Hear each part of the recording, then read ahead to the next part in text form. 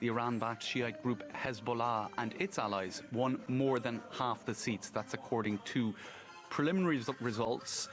We're joined now by our correspondent in Beirut, Leila Molana-Allen.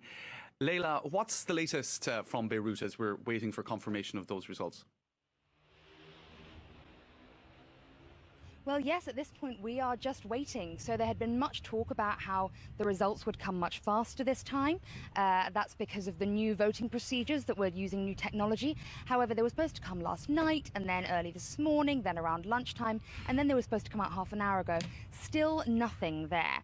And we've had the Hezbollah leader, Hassan Nasrallah, says that he's speaking at 5 o'clock, but they're already claiming victory. However, Prime Minister Saad Hariri, who looks to have lost some of his seats, he keeps pushing his press conference because, of course, he's unlikely to come out and admit defeat until it's absolutely confirmed. And the longer we wait, the more it seems like maybe there have been some problems, actually, and that those preliminary figures we have are not entirely correct. But what we are seeing from those figures is that it looks like the Hezbollah alliance is going to get a parliamentary majority that they can use. Now, to be clear, when we say a parliamentary majority in Lebanon, there's no way that a Muslim party or a Christian party can get a parliamentary majority because the seats in the parliament are evenly split between Muslims and Christians. But what it means is that within their alliances, they can create a voting bloc that will give them a majority to vote with. And the two sides we're looking at are this Sunni side of Prime Minister Saad Hariri and his future movement. They dominate the Sunni vote. And then this Hezbollah Amal Shia alliance. So it looks like they have won seats and with their allies will be able to vote in the Lebanese parliament, and that Prime Minister Hariri has lost some seats. But the Lebanese Prime Minister must be a Sunni Muslim, and so it looks like he still is the dominant Sunni figure in the country and will retain the position of Prime Minister.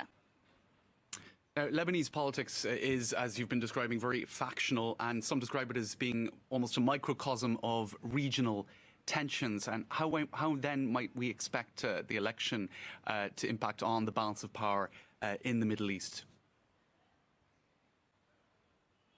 Yes, so enormous geopolitical implications with this election. There has been a proxy war being played out here over several years, and that's between Saudi Arabia, which backs Saad Hariri, and then the Iranians backing Hezbollah. Now, it's playing out within this country, but also in Syria, just across the border, where, of course, the Iranian government is supporting President Assad there, the Syrian president, and they are using Hezbollah as ground troops. That's an incredibly unpopular war in this country because of lots of young Shia men dying, so unpopular in a lot of the Shia community who don't support Hezbollah, and then also very unpopular among other Lebanese who feel that it's creating extra danger on the borders by being involved in the Syrian war. So that's one element of it.